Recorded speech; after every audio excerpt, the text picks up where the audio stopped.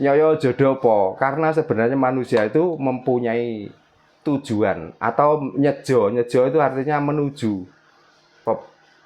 Nyoyo jodopo itu pepadang itu bagaimana tuh hidup ini supaya kita tuh merasakan hidup itu dengan kebahagiaan, dengan kemerdekaan diri kita sendiri, bukan untuk orang lain. Orang lain itu baru nanti efek dari jenengan melakukan kebaikan itu.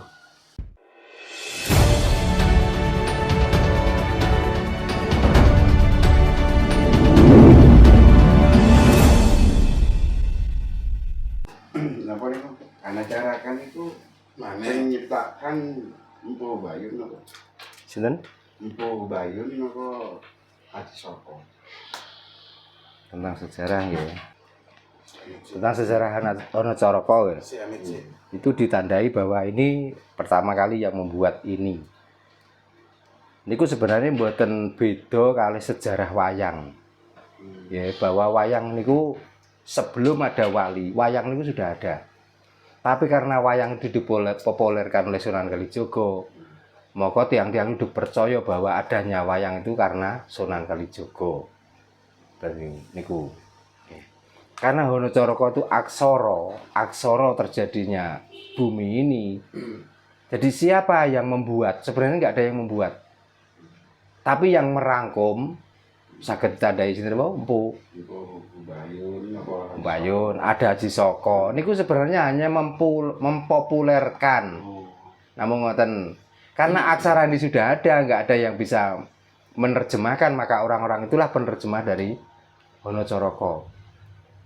Mergi lek tiang-tiang sing diceritakno ten ngene, cerita niku dia hidupnya sudah masuki tahun Masehi. Tapi Hanacaraka sebelum Masehi niku sampun wonten. Jadi nek ditangletaken niki dikorek. Pangke jawaban iki ngeten, kira-kira duluan mana telur sama ayam? Sinten sing saged jawab? Telur dari ayam, ayam itu dari telur. Kan ngoten. Tapi kan antara telur dan ayam ini sudah berkesinambungan. Hanacaraka pun juga begitu. Jadi orang menggali tentang ilmu Hanacaraka menemukan sosok inilah yang pertama kali. Niku sebenarnya dia sudah melihat ayam itu berjalan, tapi awal dari ayam itu berjalan dari mana? Niku nggih mboten nate dipelajari.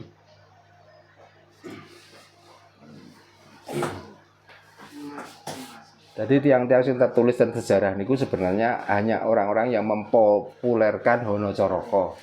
Namun niku mawon. Ini ya alangkah baiknya kalau kita itu melakukan atau mengerjakan hal yang terbaik. Dengan mengerjakan hal-hal terbaik itu artinya kita mengukir nama kita sendiri untuk menjelang Mogo Botongo. Nah caranya gimana? Ya kita harus bisa ngoto bogomo. Jadi caraka harus dibalik. Apa ngoto bogomo? Ngoto bogomo artinya ngotongake bogo lan sanggomo. Bogo artinya makan, sanggomo adalah melampiaskan hawa nafsu untuk melakukan senggama.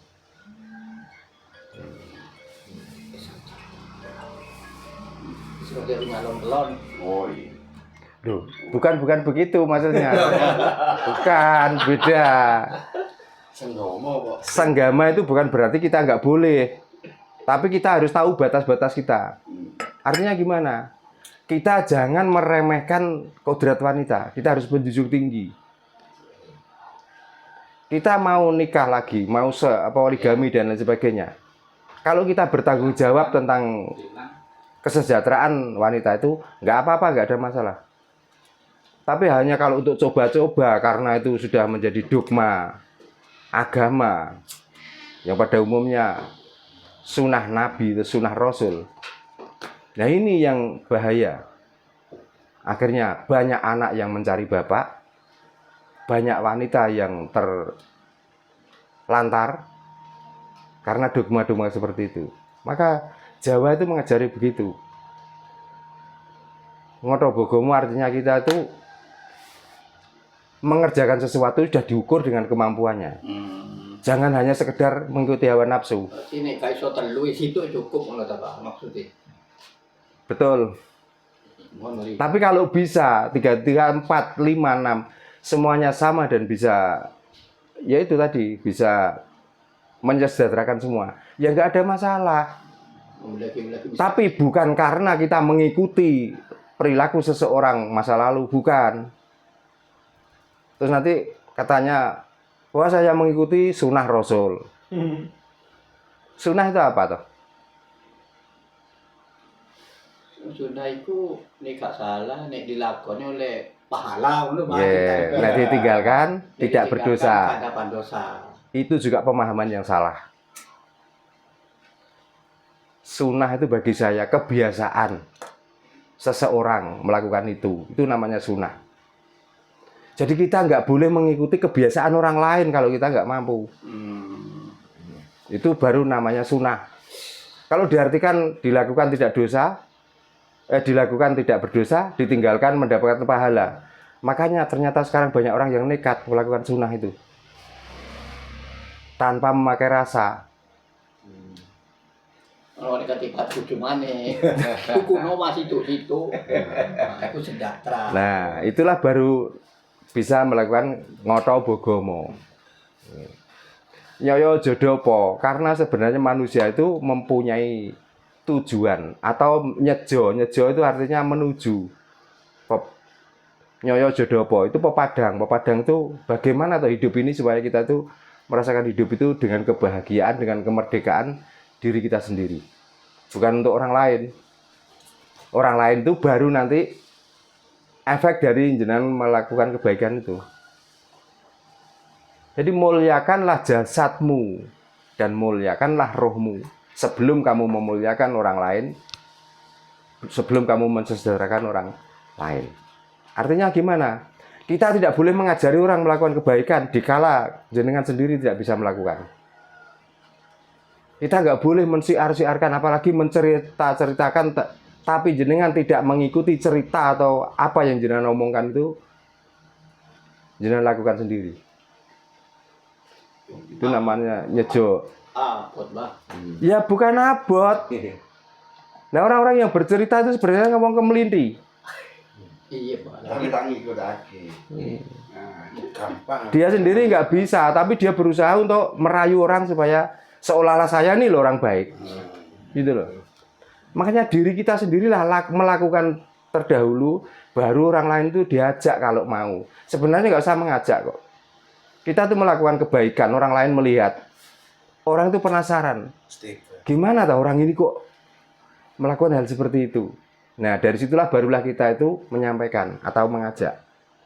Mengajak tidak harus di podium gembor-gembor. Ini bukan mengajak, mengejek sebenarnya. Mengejek, Pak. Mengejek malahan.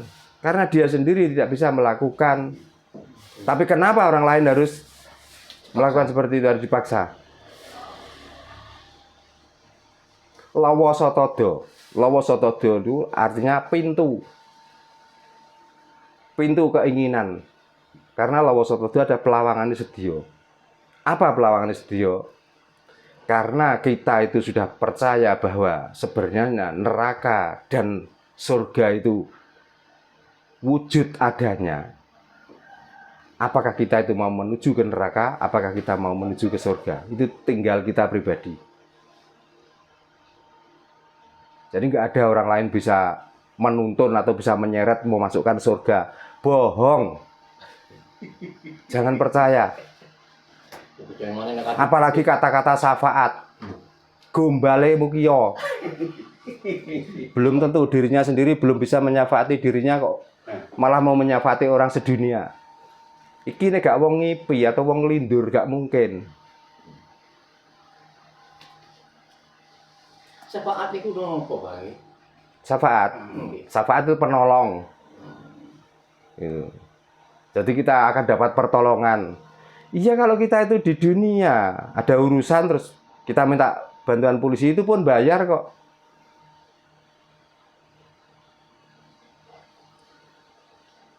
Itu urusan dunia. Urusan akhirat itu sudah beda kok. Di dalam agama akhirat itu nafsi-nafsi, tergantung pada diri sendiri. Manusia itu sendiri kok, bukan karena siapa-siapa kok. Makanya mau cucunya jenderal, mau cucunya bupati, mau cucunya gubernur, dikala perilakunya tidak baik, dia tidak akan bisa mendapatkan syafaat dan tidak bisa mendapatkan keselamatan. Apalagi hanya yang diandalkan tuh umak-umik atau baca-bacaan, terus orang dapat pertolongan. Kalau bahasa Jawa, gombale mukiyo. Tahu gombale mukiyo ya? Jadi seperti pakaian yang sudah kotor, rusak, yang tidak terpakai. Ternyata kok ada doktrin ngoten lagi. Dalam? Kok enten doktrin syafaat bisu. Jenengan kerjane napa ten Surabaya? Nganggur, Pak. Terutama sedayane. Parkir. Tukang parkir nggih. Nggih, kemudian tukang parkir saiki. Tukang parkir pun walaupun jenengan itu tidak menempatkan sepeda pada tempat yang teduh karena saking lamanya, karena supaya ditambahi kadang-kadang jenengan nggih. Niki wau tak pinggirno lho Mas, tak ademno. Begitu. Itu namanya doktrin. Jadi untuk membuat orang lain percaya, padahal jenengan tidak berbuat apa-apa. Tujuannya untuk imbalan. Tujuannya untuk ya imbalan itu tadi. Orang jualan, napa enten gombal kula niki amoh lho, yang berjualan pakaian. Walaupun ada jahitan yang rusak, ini bagus, ini buatan luar negeri. Padahal nggih kulaane ten Pasar Kembang. Kecap nomor tunggal. Nah, kan ten semua kecap juga nomor 1, nggak ada kecap yang nomor 2. Iklan gak gelem nomor loro. Mesti nomor 1 ada. Ya iklan. Nah, Koroconoho sebenarnya manusia itu sudah mempunyai rencana, dan rencana itu adalah rencana Tuhan. Jadi manusia itu sebenarnya apa? Sebenarnya manusia itu mengerjakan pekerjaan Tuhan. Tuhan tidak bisa bekerja sendiri. Walaupun ada kata-kata innama amruhu idza arada syai'an ayyaqula lahu kun fayakun. Manusia, Tuhan masih butuh manusia. Buktinya apa? Menyampaikan wahyu pun melalui malaikat. Untuk mensiarkan ke manusia, minta bantuan Muhammad katanya.